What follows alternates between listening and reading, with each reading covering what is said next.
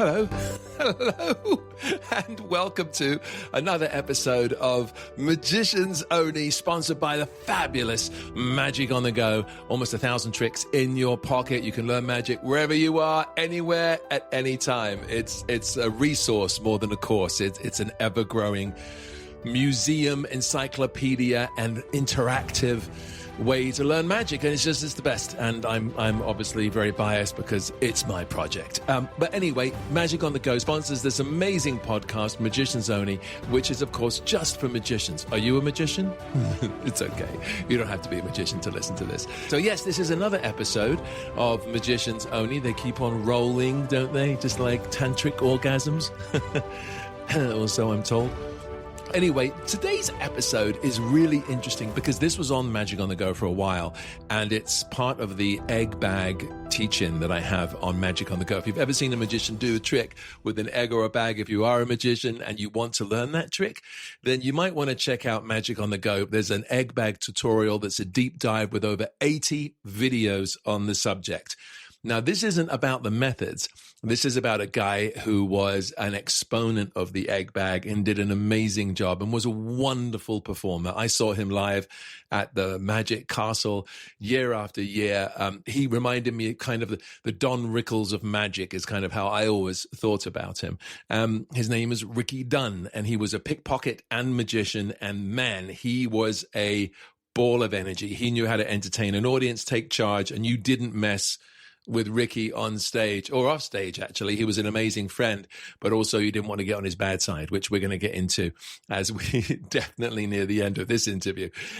So I'm going to send you over to the original taping of this interview. It is with Paul Romhany and a special guest. Paul Romhany, of course, being the proprietor of Vanish magazine, the online magazine, which is hugely successful, and also Paul is an amazing performer himself. He appears as Chaplin doing magic and a bunch of other acts, and he really knows his stuff. He's written a whole bunch of books. But I will say this one thing about the interview. This was a couple of years ago, so I do look good. I do look a lot better than I do now. I'm a little younger.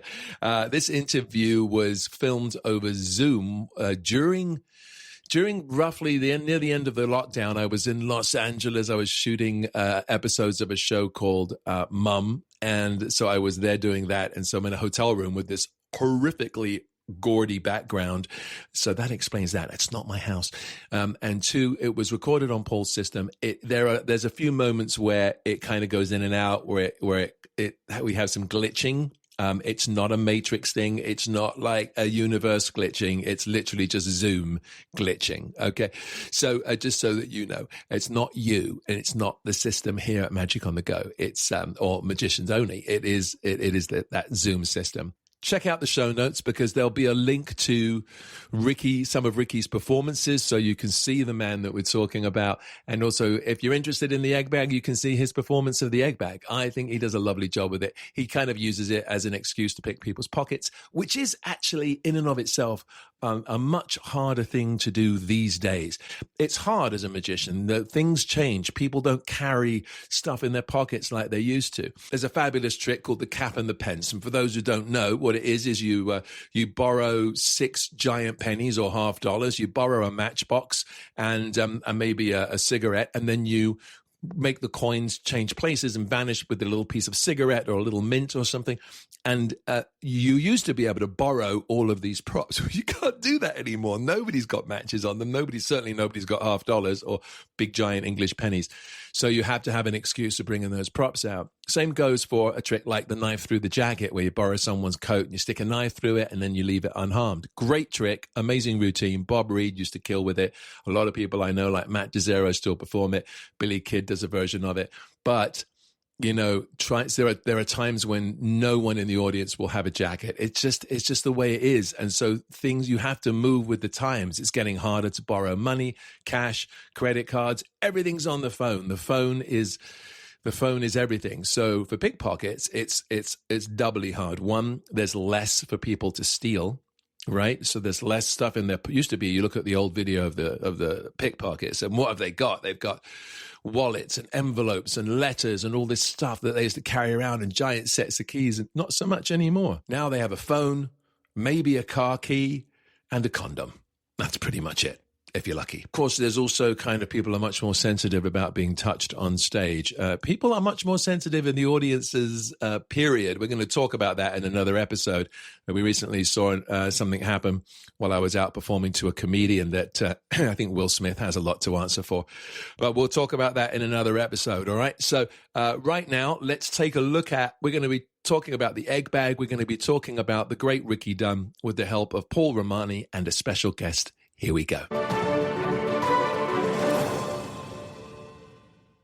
Hey everybody, welcome to Magic on the Go, another Armchair Stories, a very, very special one that has to do with the egg bag, but also a master of the egg bag. He did so much with it. You've already gone to see his performance on the Magic Palace. I am, of course, talking about the great Ricki Dunn and the late Ricki Dunn. And Ricki was... if you look at the performance on the Magic Palace, one of the things you'll see is that the assistants he gets up really mess with the timing of the trick. And I always thought it was a shame that the ending of the trick was kind of destroyed by these assistants who were messing around. So, and you could tell that Ricki's kind of pissed off. And he's like one of those kind of hardcore Borscht belts, kind of like takes no prisoners kind of performers. And you could tell he was behaving himself on camera. And I was talking to a friend of mine, Paul Romhany, about this. And he said, "Oh, I know Ricki." And he said, "You know, Ricki, we lived together for a while in Las Vegas." And I immediately jumped on that and said, we have to talk about this on camera. So let me bring in, please welcome, put your hands together, Mr. Paul Romhany. Was that your attempt at the New Zealand accent, by the way? Mr. Paul Romhany? Everything's a question? Is that right? I think it might be Australian, but you're pretty close. Not bad for an actor. Yeah, thanks. When I was there, I started doing it, and people thought I was taking the piss. But there you go. Hey, Steve, yeah. How are you, Paul? I'm excellent, thanks. Good. And this is really great that you're talking about Ricki, because Ricki was my mentor. You know, I first heard about Ricki when I was about 13. It was from I think it was Supreme Book of Magic, a Dove Magic. Might have been the Ian Adair book, because Ricki was the creator of the Dove from Streamer. And I didn't know that. Yeah. And he created a lot of stuff. But and so that's how I first knew Ricki Dunn, because I had one made up when I was about 13, and you'd come out with a streamer and produce a Dove. And then I was about 18 when he started touring New Zealand with Chuck Jones and Marvin Roy and so on. And then I got to know him or meet him. And then about early 20s, I got to tour for many years throughout Australia and New Zealand with Ricki.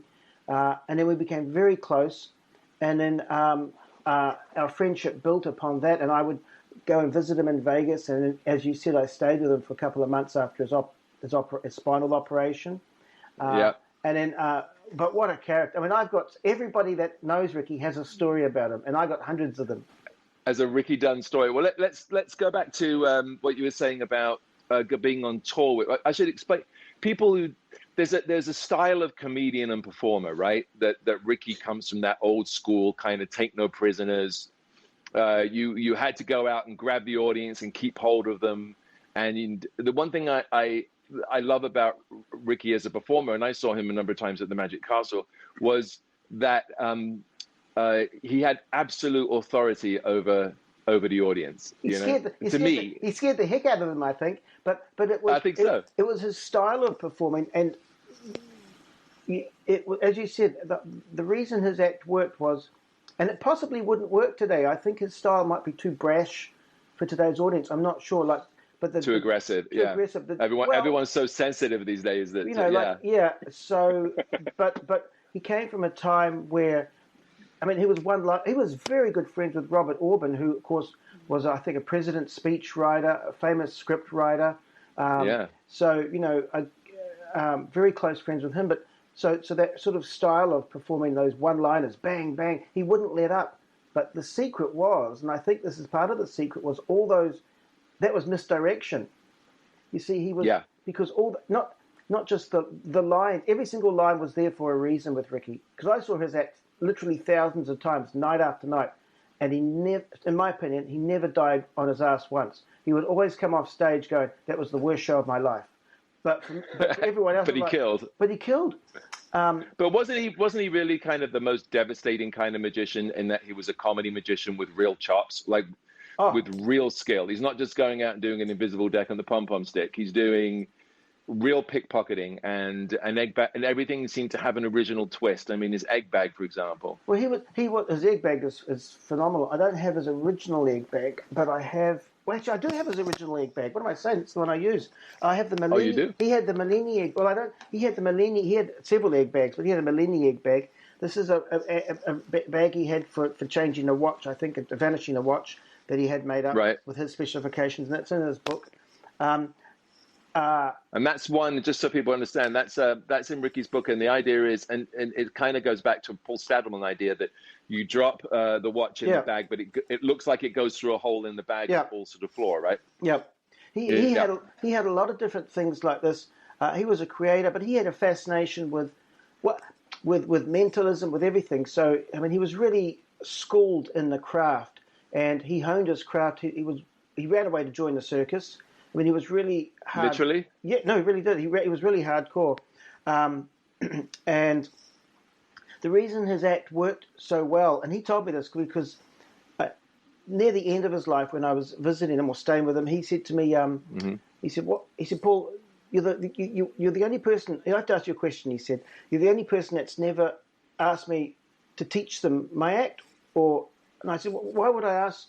No, it just never occurred to me to even ask him how to do anything because I respected him so much. And there's only one Ricki Dunn. You could never copy his act. And because I stayed with him for several months and I helped, so many stories, I helped write his book. I helped, not write it, but I transcribed it from his old notes to the new computer that he bought, which I ended up getting to keep because he got so frustrated. This is an example of Ricki. And he said he was writing his book on his life and pickpocketing. And he said, which I have the original transcript here. And he said, wow. He said, actually, it's more in this than there is in the book. He said he got so frustrated with the new computer, he wanted a laptop. So we went out and bought this Toshiba laptop, which was probably 6 times the size of this back in the day, 20 years ago. And he got so frustrated with it after a month, I caught him trying to throw it out the window. Because he just, I hate this. You have it. So I ended up with his laptop, and which I still have in storage, and it's got the original book and everything on it. But that's how he was. He was the nicest person. But what he said to me was, one of the biggest things he said was with pickpocketing or pocket putting, which is the egg bag, because you're putting things in people's pockets. With the egg bag, he was putting baby chicks in their pockets. And this is the number one thing with pickpocketing, is you have to be really comfortable with just touching people. You have to be really touchy-feely. So with Ricki, he would, like in just ordinary day life, Ricki would just touch you, So you got to make that a part of who you are, so that you're not suddenly doing it when you get the person up on stage, right? You've got to be that person, kind of the huggy, the 2 arms, the 2 handshake, and then touching everywhere. That makes sense. And I think 99% of people feel uncomfortable. Now I think 100% of people feel uncomfortable with what's going on in the world today. Right now. But pocketing is not the And look, here's COVID. Yeah, right. Yeah. But that was the number one thing he said to me was, and because at the time I was not like that. I was very reserved, and so I trained myself, and I really had to train myself for like a decade. Really did. To feel comfortable. And now if you meet me, I mean, I'm just, hey, how are you? Tap you on the back, or Yeah, it's a bit too much actually, but we'll talk about that. Oh, sorry. Well, that was it. So I remember when you slapped mid butt. I was like, that's just. I was trying to think of another nicer word for ass, but you said butt, so that works. Yeah. But I did get your wallet. Yeah, that's true. And you made copies, and now you're selling it. So the thing with working with Rick, I mean, he didn't teach you his act, but you kind of must have pretty much learned it by osmosis. I could do it. You saw it thousands of times. You could teach it to somebody else if you wanted to. I can to this day, I can do it word for word, every line. But now we're getting back to those lines, and everything was there for a reason. And for me, that was all part of the misdirection, because he'd say something to you that would put you off guard. Now, like a comedy line, a funny line, and it would put you off guard, and people's they'd be laughing, their senses would go down, and then they'd go in for the kill, which is to take something probably, So it was always on. It was just incredible to watch. So the humor misdirected, and then the person would relax, and it was the lack of attention for a certain moment, and he would take advantage of that. Huh? Yeah, and it just scripting. I mean, every movement. It's like watching a ballerina, or a dancer. Everything is there. Every move is there. I sort of take. So we have this video of him on Magic Palace, which is great. It's on magicana.com. There's two videos on Magic Palace of him. One of the that's right. He did 2 spots. Yeah. But sorry, carry on, Steve. I'm sorry. Yeah, you talk about the egg. No. Right? There's 2 videos of him, and we can see him in action, which is great. Is there any other video? Is there much other video out there of his full act, so that people can see what you're talking about with the with the timing and the kind of. Well, if you get the book comes with, I think, his full 12-minute act. I think, which is shot at the castle. I'd have to ask. Oh, really? Yeah, I'd have to check. I do have it. I probably have video of it. In fact, I know I have video of it. There is a DVD with the book, and it's his pickpocket act. That's the stage pickpocket, right? If only I knew somebody. If only I knew somebody. If only we knew someone who had that book. Before we do cut to a special guest, would you? Can you give us like an example of something that happened on stage with Ricki that was maybe seared in your mind? You said there's a lot of Ricki stories. I'm sure a lot of them were off stage. Yes, I can. Give us an idea of Ricki for the longest time, Ricki performed his. Two quick stories. One was traveling around Australia and New Zealand. He would work in the summertime. And these are full theatres, beautiful theatres, in the summertime. And in the summertime in New Zealand and Australia, people wore T-shirts, or men, and you only got men on set, would wear T-shirts, shorts, and what we call jandals, which I think you call those flip-flops. Yeah. In New Zealand, we call them jandals. Of course you do, yeah.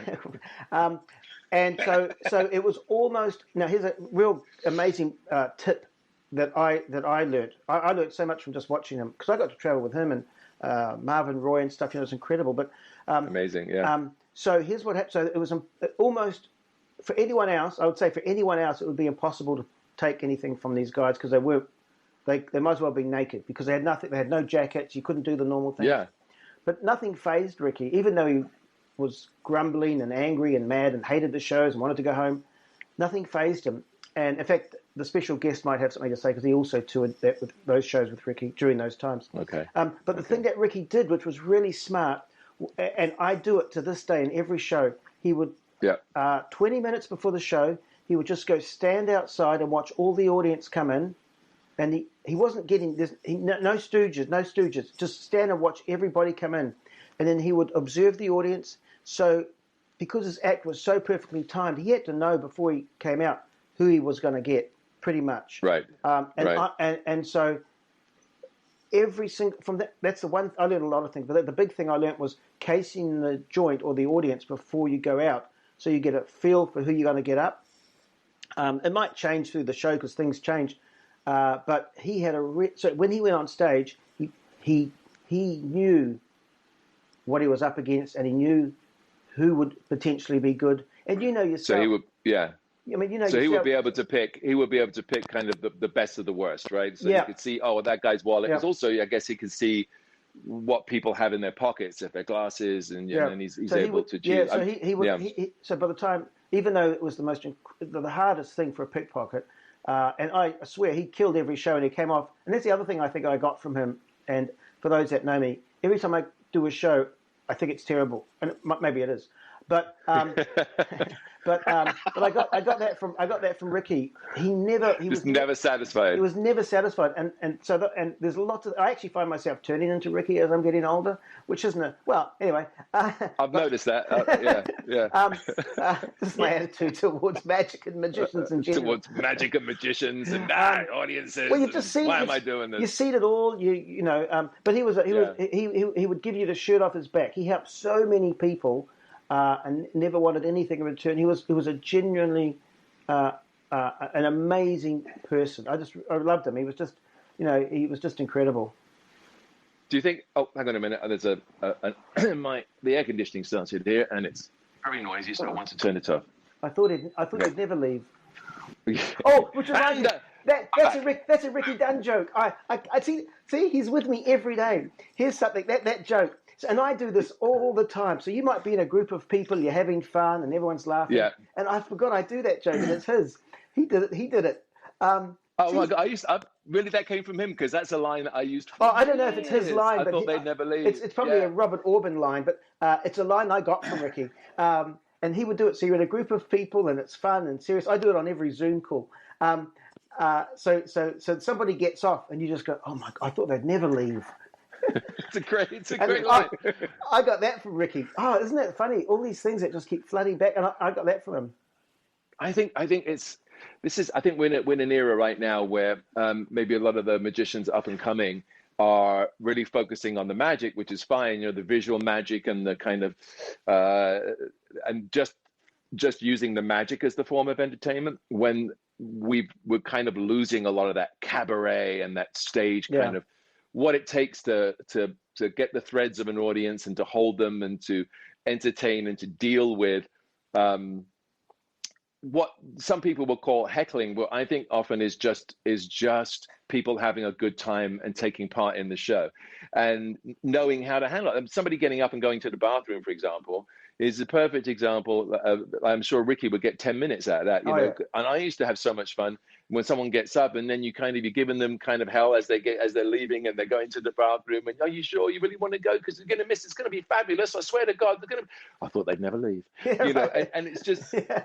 And then building it up to the point of like, okay, when they come back. Hang on, I'm just going to write that down. This is probably a Ricki bit, but when they come back, I would say to the crowd, when they come back, because 80% of people don't wash their hands, okay? So here's what we'll do. I'll shake their hand when they come back. And if their hand is warm and dry, I'll go like this and we boo. But if their hand is wet and cold, I'll go like this. It means they wash their hands and we'll cheer, okay? But don't tell them why, all right? So then we do the act, person comes back in. And I was like, oh, yeah, what was the old line?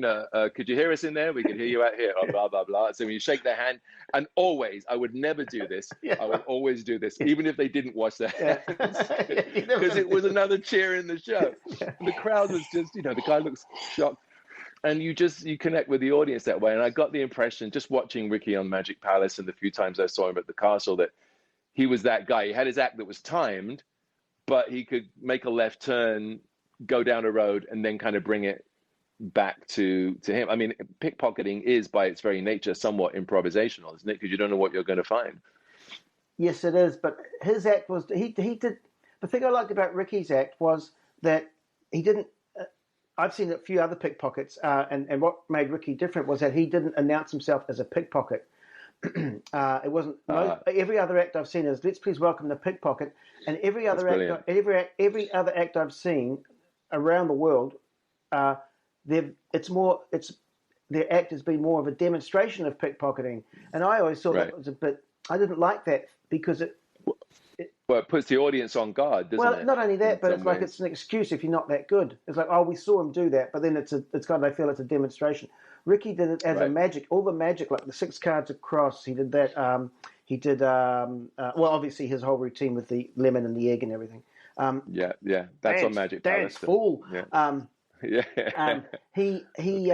Everything was designed around a magic trick, so the pickpocketing wasn't forefront. He came out as a magician, but the pickpocketing was, I mean, at the end, when he brought out all those watches and belts and ties and things, the audience goes nuts. Did Ricki have a special technique for a watch steal that you know of? Yes, or was it the tradition? No. I mean, he developed it. He developed different. If you look at, we'll have a look at his book, but he developed different techniques for watches. In fact, he did teach me his watch steal. But I mean, it's just a pretty. I have got a watch here. I could use my smartwatch. But it's the same sort of thing where and then you take it off. It's done in such a way that, and he talks about it in the book, and we'll have a look at that. But the first time he took my watch, it was totally unexpected. He'd never ever done it. But after near the end of his life, we were at the Magic Castle, and he wasn't that well, but he sort of grabbed me because I thought he was going to fall or something, and he just grabbed me for a split second. And I said, "You okay?" He goes, "Yeah, I'm fine." And we carried on to the Magic Castle. Well, a couple of hours later, he said, "What?" Like he just held on to it. And I had no clue. And it's the first and only time he ever stole my watch. He thought it was hilarious. He just said to me, "I've still got it." You know. I thought it was really lovely because he did it just to see if he still had it, and he did. There was a wonderful magician by the name of Chappie Brazil. Who Yes, died of course. too young, and he would, in the early 90s at the castle, he would take great pleasure in continually stealing my watch every time I saw him, to the point where I would get angry. I'd be like, "Stop it." Because half the time he just would wait for the perfect moment, or he'd have me do a trick, you know, and just, it used to drive me crazy. I wonder how Ricki would get on with the iWatches of today, because those straps are a little different now, aren't they? Yeah, well, a lot of the watches are. I don't know. I don't have an iWatch. I'm not. Should we say hello to our special guest? Yes, we will, because he's got an iWatch. It's you want me to bring him on, or do you want to? Yeah, no, please. I'll bring him on. Yes. So our special guest is a very dear friend of mine, and he's an extremely close friend of Ricki, and he got to tour with Ricki as well. But he knew Ricki really, really well, and so one of the best magicians I've ever known. Please welcome Hal Meyers, Art Damien. There he is. Yay! Oh, wow. Hello, welcome. Okay. You're in frame. Hi. Hi. We look like the three. How are you guys doing? Well, yeah, great. Yeah. Well, first, before I forget, I spoke to Bob Orban last week. Oh, did you really? Did he respond? Oh yeah. that would He's, be the key. I check in on him at least once or twice a month, just find out how he's doing. Yeah. Oh, he's great. You serious? He's still alive? I didn't know that. How old is he now? And 94. Wow. Okay, that you heard it here first, everybody. Bob Orban's still alive. But please don't reach out, and he doesn't really want to talk to anybody. But I just, you mentioned him twice, and I was like, wow. One day he turned to me and he said, "Well, nobody, he says, nobody cares." And I'm like, "Oh my gosh, Bob." That's so not true. He has helped magicians around the world.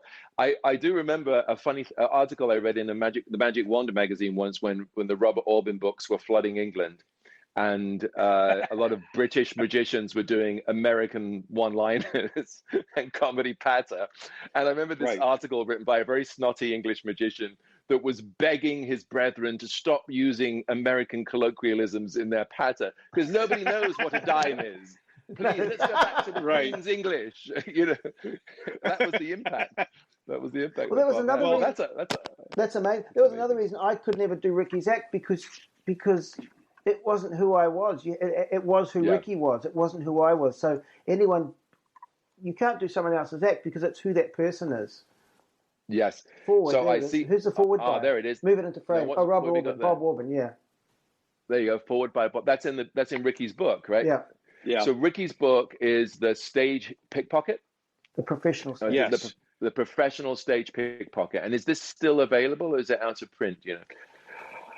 I think you can probably get it still through Norm Nielsen Magic. Yeah. Okay. Norm and Lupe published it. And you had also mentioned, and I wanted to show this too, before we go into all the stuff.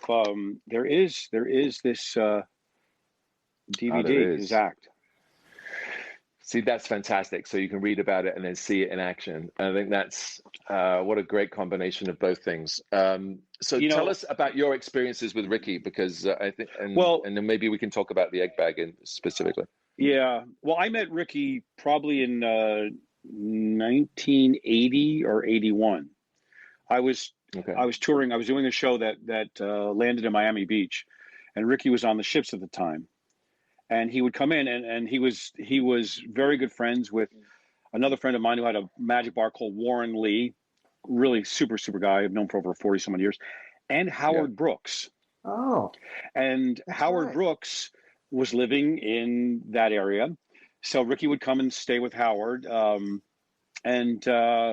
So we all got together and we would hang out. Everyone introduced me to Ricki, and the first thing Ricki looked at me and he goes, "What the hell are you doing?" He yelled at me because I'm sitting there doing seconds. I'm doing seconds and passes and stuff. He goes, "What?" Now I'm a stage manipulator. Okay. I don't talk. I was doing doves and very hard manipulate. the guy who got me my first gig was Ricciardi. Long story, but anyway, wow. Ricky became that's a clang. very, Let's just very pick up that name. That's fantastic. That was that's the guy that I throw it out because that's all I can do is throw out names. But did Ricciardi put you in his show, or did he get you a gig? No, he got me this gig, and the gig he got me lasted 3 years.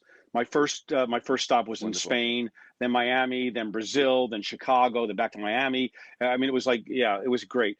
We'll talk later on because that's another story. But Ricky, when he was away, my friend Warren and I would visit Howard.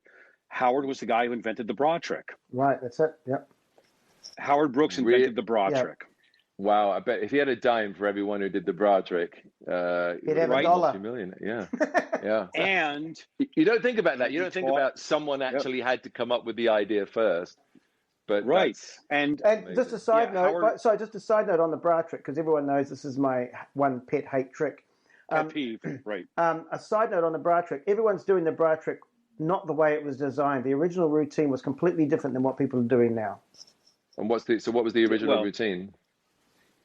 Hal, do you want to answer that? No, because I never did it. Oh no, I thought you. No, I wrote It'd be really weird for a stage manipulator to suddenly move into the bra routine. Yeah, no, I thought balls. I thought it was you, Hal, that told me. I did some research on the bra trick, and the original instructions by Howard, he did it on a guy, and it was completely.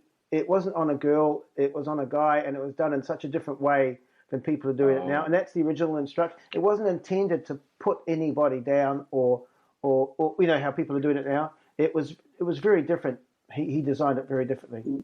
Well, it was originally I'm sorry to interrupt. It was originally done by Howard and a comedian in like a burlesque show with one of the strippers. Yeah. So it was a perfectly normal thing at the time, and of course the burlesque girl was like, oh yeah, no problem. Yeah. So it was a funny thing. Set up. Whereas, it was preset, and that's how it was. Nobody's going to be offended if they go into a burlesque show that you're doing the bra trick. And now people are doing it. I do confess. Sorry. I do confess in my mid-20s to doing the bra trick. I don't do it anymore, let me point out, but I did do the bra trick, and the reason I took it out of the show was the reaction was always so much greater than what it in many ways deserved, and so therefore the other material kind of didn't step up to that reaction. So it was like, so I'm not going to close on the bra trick, so what do you do? But I did a corporate show, and I get this woman up, and she was very well endowed, and yes. I remember I did the bra trick, and the house came down. I mean, it was 5 minutes of solid laughter, and I couldn't understand. You know, when something goes so well that you're kind of like, am I missing something? Mm-hmm. What's why is this? Because it was. So finally, after the show, and I did a straitjacket escape after that, and it didn't go as well. Like it would just stop, killed the show in a strange way. It killed the show. And afterwards, the woman says, "Oh, that was so funny." She says, "You don't understand. I just got my boobs done, and I've been bragging to the guys in the office all week about how I've got my new boobs, and then you did the bra thing." And yeah, I'm not against it. I think if it's done correctly and it's done in the right situation. It's funny, but my beef recently was a kids magician doing it on a 7-year-old girl. Yeah, and I'm thinking, well, that's bordering on something that should be locked. So that's bordering on something else. I agree. That's my beef with it. I don't, I have a good friend that does. I'm sorry, but Howard Brooks is the. Oh yeah. So right, anyways, but sorry. Yeah. So Howard did it anyway. So, and by the way, Howard probably worked with Ricky on the egg bag, because Howard has sensational egg bag. Now, again, that's another thing I never did, but Howard used to do the egg bag, and at the very end, he would produce a shot glass of whiskey and drink it. Yeah. And Howard had a huge routine. I could actually research it for you, because my friend Warren, Howard taught it to him, like verbatim, the whole thing. And it still does. I'd love to. He still does it. Is that Warren? Warren and Annabelle's? Warren Lee, who lives in the Miami area. Anyway, you both said something. you both said something that was real interesting about Ricki. Come on, Hal, hold it together. He had an act. Well, yeah. He had an act. Very different than today. Yeah. Ricki had a beginning, a middle, and an end. Yeah, that's what he taught me too. Yep. Very important. And everything structure and flow. was timed. Yeah. Structure and flow. I've seen a lot of people today when they're doing Zoom things, for instance, where they don't put the time and the effort into every little nuance of what they're doing. You know, it's like when people would listen to Robin Williams comedy. Okay, you listen and you're like, wow, and then he'd go off improv and like realize that the whole thing was written, and he would go along, then maybe diverge, and then come back to the script. Yeah, and that's what Ricki. When you have when you have a strong framework, you feel comfortable to do that, right? Yeah. See now, and you know, Ricki, I don't care who you were, you couldn't follow him. Nobody could follow him. I used to open for him all the time, and it was a pleasure because I would do my thing, which was okay, and it was set it up so that when he came out, he could kill, and you couldn't stop him. Once he got started, it was great. Now, the line you said at the very end, he goes, "Oh, that was the worst show of my life," when he came off the stage. I got him a gig in Atlantic City, and he did that, and he came off, and the booker, the manager was there, and she heard that, and she's like, she called the agent, and the agent called me. He goes, "What the hell was?" I said, "Oh my gosh, no, that's just a figure of speech. You know, he killed," because I was there. He killed, always killed. And like when Paul said, you know, even in New Zealand, he killed in New Zealand. When there was when people are in shorts and t-shirts, right. Well, what happened for instance, on the cruise ships, I did 3 years of cruising, like 1986, 87, 88, and then I went cold turkey. I hated it. Right. But what happened was when I first started, they would suggest every night is formal night. People were dressed. They were dressed to the nines. I mean, it was beautiful.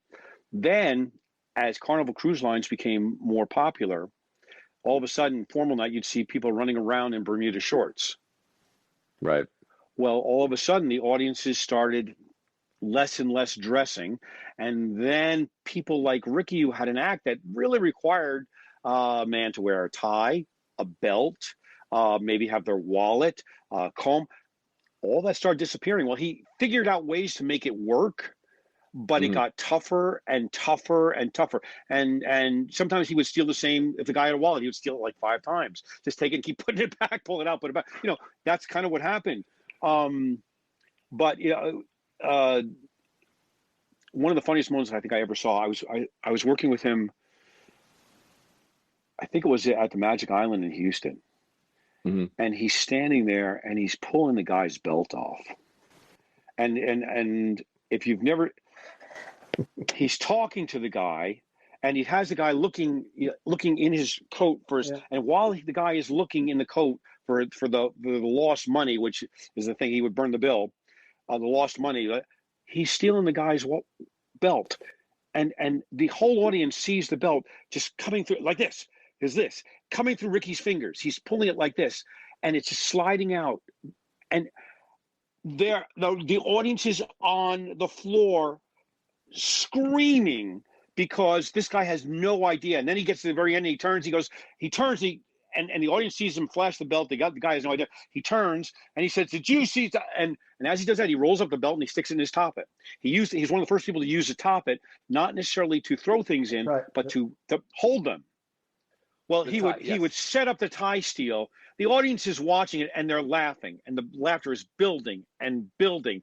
And then he just turns, and as he turns, he's got the tie in his hand. He turns. You see the tie come off the guy's shirt, and Ricki's holding it, and Ricki takes it, and he wraps it up, and he sticks it in his pocket. Yes. Well, besides that, with that, you know, style, and even if he did, sorry. I was going to say that style of his. That's another reason you couldn't do his act, because he was that was who he was. He was born in New Jersey. He was really in your face. A little guy like me, you know, stocky little guy, about my height, my size, but he was really like from, like a real, I want to say New Yorker. He was really in your face. Yeah. And that's his style. I wonder if that's that's what Max Malini was like. When you hear about him being kind of an aggressive, brash kind of performer. You were saying that he was one of the first people to use the Toppet as a ditching tool as opposed to a vanisher. And it's interesting because that's full circle. Originally, Toppet came out, Davenport's put it out. Yeah, and it was originally a thief's pocket.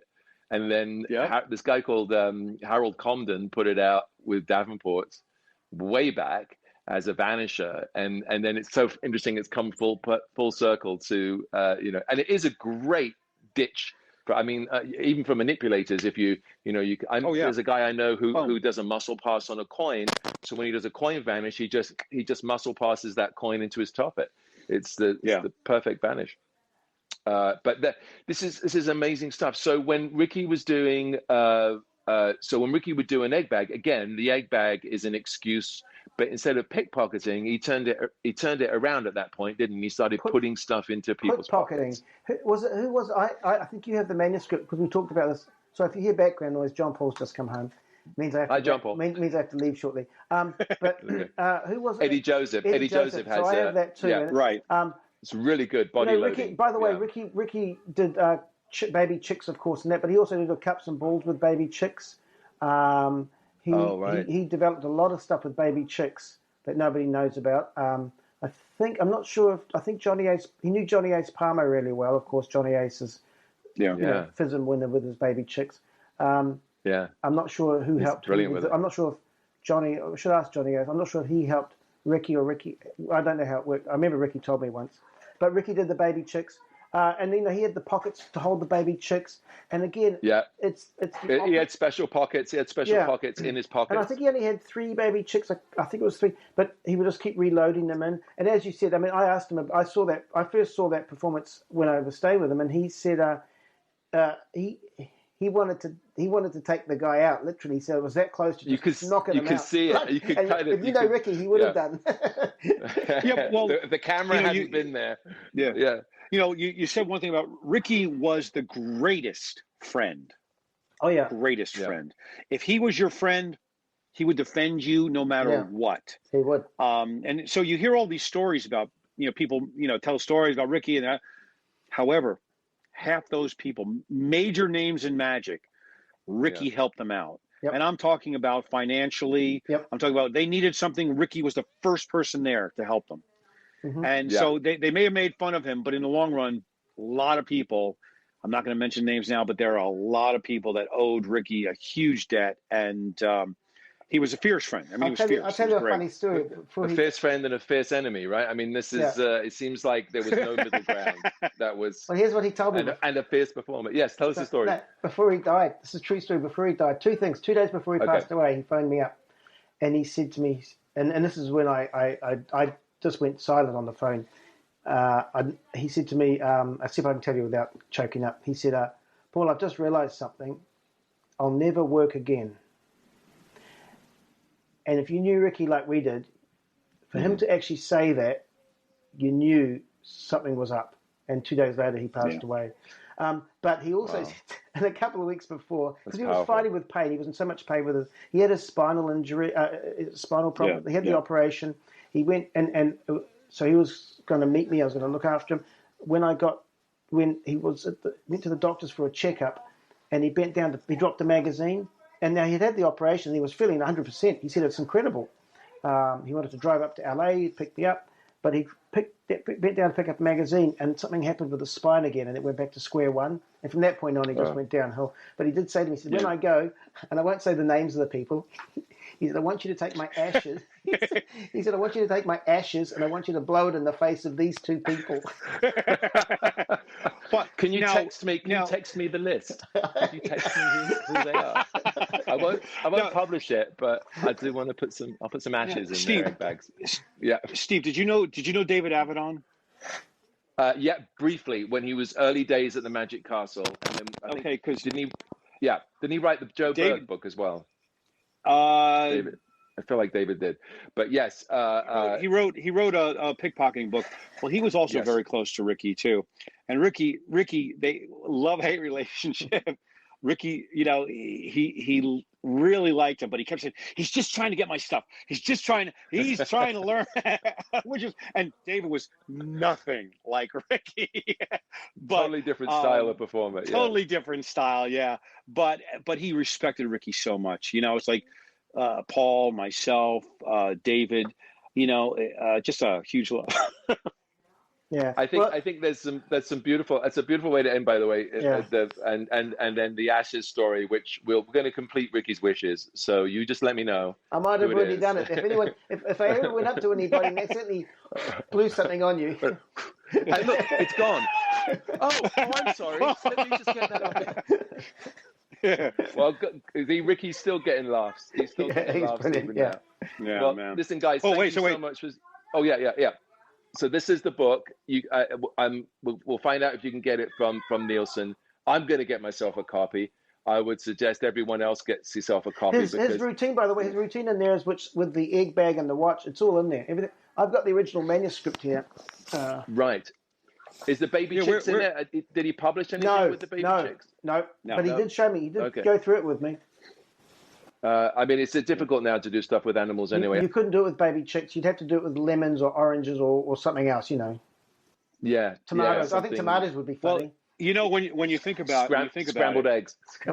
When you think about it, right now, you can't do that act at all. No. The pickpocketing, nothing. And it may not be something that can be done for the next year and a half, 2 years. It might not be, but here's a great thing about it, and I think that it's a good time to practice, and it's a good time because I think that anytime we do magic, the idea of taking something from someone's pocket or putting something in, even if you're doing like the Conus aces, where the aces vanish and appear in someone's pocket, those techniques are so valuable to build confidence, to enable you to come up with extra little punches on tricks. I think it's super worthwhile learning. One final question for you. How did, and maybe you guys know this, how did Ricki practice? What's the best way to learn? It's in his book. Okay. No, sorry. I was just about to mention that. It is actually in his book, and he talks about hanging. He had a dummy, but he also talks about coat hangers and things and how to practice with that. Okay. Obviously, the best practices with people, but the techniques of all this other stuff. I think he had it's in the book. He talks about having a mannequin and stuff. Yeah, I think that's the key, isn't it? I think you've got to. Well, the first key is to be personable. You've got to be personable. You have to because if you can't get close enough to anybody, if you can't put your hand on their shoulder, put your arm around them. Hey, how's it going? Give them a hug, as you're patting them down the steel. Right. If you can't do any of that stuff, pickpocketing's not going to be for you, Right. I think you're right. I think personality, confidence, and personal hygiene probably very important as well. I would imagine. Oh yeah. Well, he had. As you walk up to someone, he actually had in his kit. He had deodorant, the mouth spray, and before you go on. Because you don't want someone doing this right when you're Oh no, for the wrong reasons. Well, listen, guys, thank you so much for your time. This has been a lovely and so great to talk about Ricki in kind of such glowing terms and to keep his memory alive. And we'll leave it with that. We'll leave it with the. We'll talk off camera. We'll talk off camera. That'll be the salute. That'll be the salute. The Ricki salute. For you, Ricki. Thanks. Thanks, chaps. Take care. Wasn't that a great interview? Thanks, guys, for doing that for me and for keeping Ricki's name alive. We'll get to this in a minute because a couple of things. After that interview, I did get the book, The Stage Pickpocket, and it is fantastic. There's even a way of doing a watch steal overtly and making a routine out of it where the audience times you like literally on a watch to see how fast you can steal a guy's watch. It's actually a really fun routine. There's a lot of good stuff in the book. Highly recommend it. It is still available. It's still out there. And the other thing is I spoke with the guys afterwards about who the two hated magicians were, the two that Ricki wanted to have his ashes blown in their face. And I'm going to tell you about who they were, because they told me. I'm going to tell you who they were in just a second. But first, just a reminder. I know, don't you hate me right now? That's like, talk about clickbait. But first, just remember, Magicians Only is sponsored by Magic on the Go. I would love it if maybe you would, apart from obviously for the podcast, like, share, and subscribe. It's super important because it helps us get more and more visible, more and more followers. And so all the likes, shares, and subscribes that you can do will be truly appreciated, really, from me. That's the first thing. And the second thing is, I would really love it if you check out Magic on the Go. Now, if you're interested in the egg bag, you got to go see the egg bag stuff. It's insane. It's a college level, university level course, just like my card to pocket course on how to do the egg bag trick. We talk about the eggs. Yes, you have to discuss the kinds of eggs, real and fake. You got to talk about the bags. You'd be amazed how many different kinds of bags were invented over the last 100 years for the egg bag trick, and so much more. We talk about moves and ideas that were lost to time, kids' routines, adults' routines, whole routines with shots of whiskey. I mean, it's an incredible collection, and it's here as a tribute to really just how creative magicians can be. You know, when they have an idea, when they worry at an idea, they're never satisfied. Like Ricki, like myself, they're never satisfied with what they do and what they've got. They always want to try and make it better. So, and I would really appreciate it if you check out Magic on the Go at magiconthego.com, sponsor for this podcast. And now, drum roll, please. Oh, I don't have any drums. Well, listen. So I reached out to Paul and I said, you have to tell me who the two magicians were. Who were they? Who were the guys that Ricki wanted his ashes blown into their face? And those guys are